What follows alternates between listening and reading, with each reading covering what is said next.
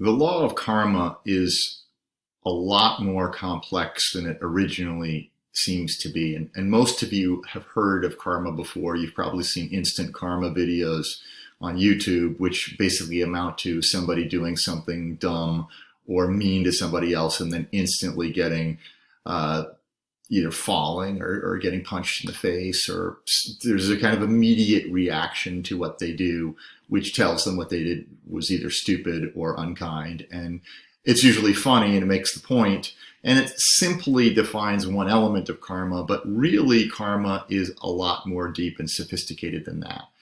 And so the idea of karma is based in the idea that the universe is a fundamentally moral place, that you do good things and there are going to be good outcomes, and if you do bad things, there are going to be bad outcomes. So the idea is you will sow as you reap. So what you plant, you will eventually get in terms of the fruit of your thinking, the fruit of your actions, those sorts of things. So karma also needs to be understood within the larger circular idea of samsara. So karma isn't something you're dealing with in this lifetime. You may in fact be carrying what are called samskaras, or tendencies from other lifetimes. And that engages the concept of reincarnation that a lot of Westerners are uncomfortable with. But if you want to know why you might have an inherited phobia, or why you might find a certain person attractive, this can be explained by karma. It's one of the ways that karma explains what it is that we're drawn to and what it is that we fear. So from a Dhammapada, which is a famous Hindu text, it's actually Buddhist, but it's been incorporated into Hinduism as well. Great way of thinking about karma. We are what we think, having become what we thought. Like the wheel that follows the cart pulling ox, sorrow follows an evil thought, and joy follows a pure thought, like a shadow faithfully reflecting a person. We are what we think, having become what we thought. And this is interesting because our actions usually are preceded by thoughts. And if you think about the way that you think, obviously you don't have control of that, and much of the time. And when you don't have control of that, well, you have an ability to decide how you're going to respond to what you're thinking. And if you're going to get attached to it and dive into it, that's more problematic than stepping back and being considerate. So karma also involves a consideration of trying to not always act impulsively, which can be problematic and usually involves a form of attachment, which isn't good in Hinduism. So karma is a law of action. It's not just the actions that you've previously taken that may get you to where you are now. So if you're kind of a person that's prone to procrastination, for example, and you're not doing your homework on time, it's going to have consequences. It's going to make you feel guilty, and it's going to make you feel tired at times. So your thoughts have deep implications. And so this idea that you become what you think, and you also become what your actions make you. So this is a very action-based concept.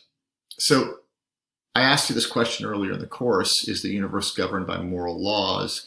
And I think both sections basically argued yes to this. Most of you think that it is governed by moral laws. So if you think that's true, then karma would make some sense to you. And if you think about the idea of destiny, destiny isn't just that you're predetermined to go somewhere. It's also that your actions will bring you somewhere. So it's kind of a combination of what you were born into and how you handled that as you grew up. So these are the questions I'd ask you to think about. And I want you to pause this video once you've read through these, because they're the foundations of karma. And it is interesting to think about how karma compares, for example, to the idea of God's judgment. It really isn't about an outside person judging you. It's really about your own attachment to the various qualities of yourself, which is the problem. You have to become a little bit more detached from your instinctive reactions if you're going to address the issue of karma in your life. So it gets at this idea of self-reflection very deeply in the concept of karma. So if you're going over this in the video. Jot some ideas down about any one of these questions, or just give it some thought before you continue. So, if you are thinking about what you believe in terms of cause and effect in your life, you could say basically everything that happens in your life is an accident. You put yourself in a position maybe to have fewer bad accidents and more good accidents, but basically morals are arbitrary and there's no long-term consequence to bad behavior as long as you don't get caught. Just keep your nose clean, you'll be good. At least if you believe in the law of accident.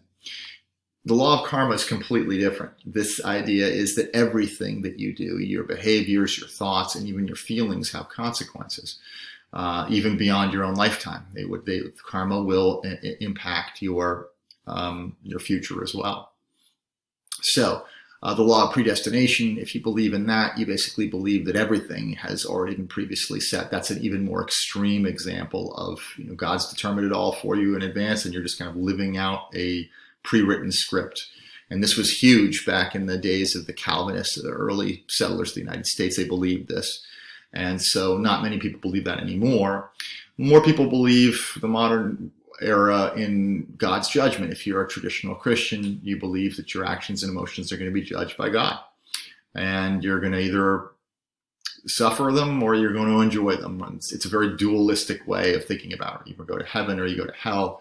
In Hinduism, it's much more complicated, obviously, because Hinduism is a complex belief system. So it's going to get you into, okay, well, you might be born into a different form as a result of karma. It might give you different qualities going forward, so that inherited tendencies will be different going forward. There are lots of ways that karma impacts your future.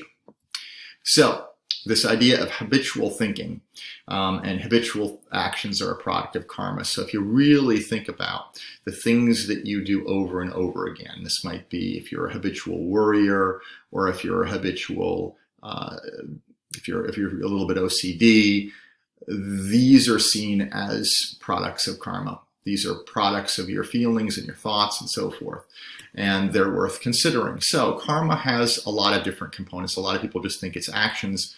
It's not just actions, as we've already seen. It's thoughts, it's feelings, it's also speech. But most importantly, actually for Hindu, it's your attachment to yourself. So the last one might be the most important, because if you can detach a little bit from yourself, you probably will find that you don't need to say as many things. A lot of things that you say are probably there to draw attention to yourself and don't really need to be said. If you are deeply attached to a negative feeling, it usually makes it worse, right? If you get attached to your anxiety or to your sadness, it can cause your body to feel worse. Same thing with thoughts. If you're an obsessive thinker, it can affect your sleep and it can affect your behavior. And so really the goal here is to try to separate from yourself. So you've got to start engaging in yoga, meditation, approaches to kind of give yourself a little more distance from your day-to-day experience. So karma is defined by stages of life, and so dharma, your duty, and karma are interconnected. So whatever you're doing which is in the service of your dharma, in the service of the duty that you should be performing, will give you good karma. So right now, listening to this recording, you are engaged in good karma. You are listening, hopefully. You are learning, and it is helping you with the habits of mind and the beliefs that will make you a better person, hopefully.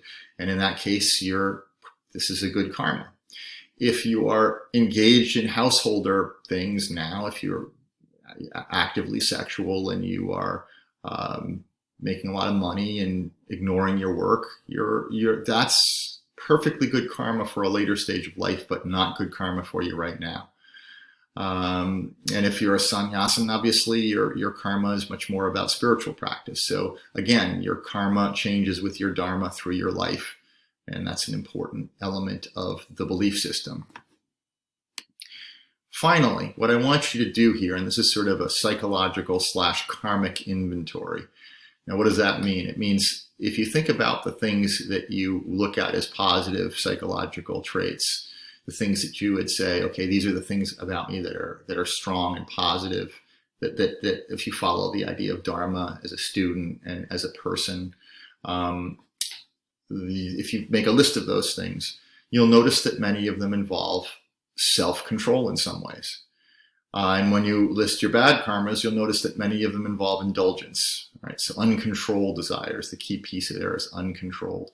So what I want you to do is to make a list, actually sit down, write them out, and think about, is it really come down to self-control versus indulgence? And if it does, then you have a better idea of what you should be doing going forward.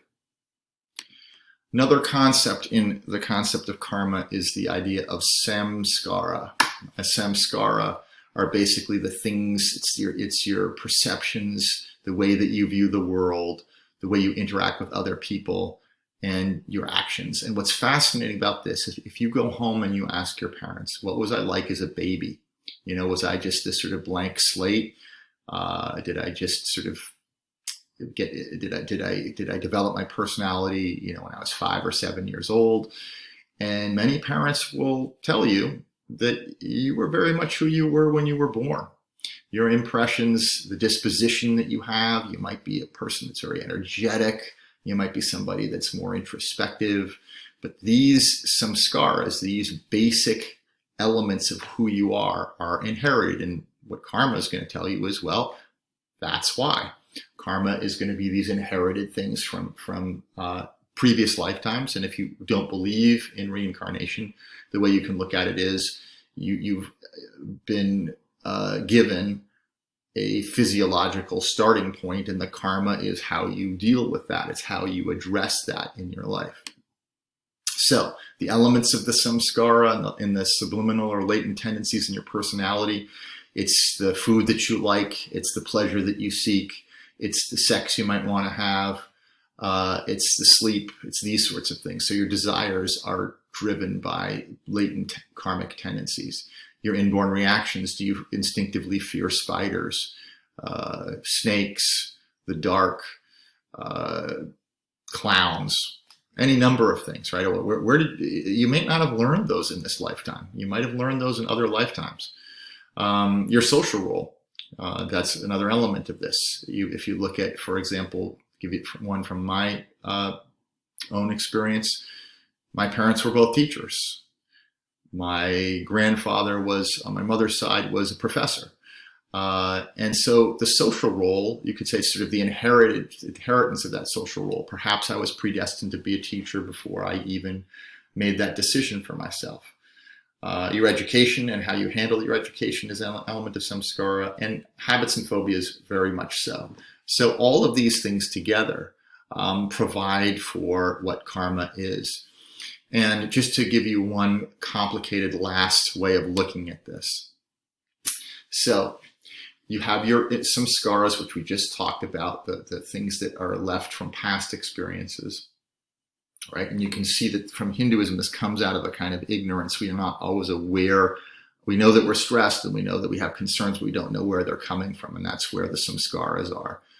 But what we do have control of is the how we react to our desires and how we react to our connection to self. So the actions and speech part is the part you have tremendous control over. And for Hindus, that matters. You need to watch what you do, what you say, and how connected you are to yourself. And you need to try to separate a little bit from that. So hopefully that gives you a better idea of the Hindu concept of karma. And I'd ask you to think about whether you agree with it and whether you think it's kind of on target. If you don't agree with it, what parts of it don't you agree with? And think about whether or not believing this would allow you to have a better life.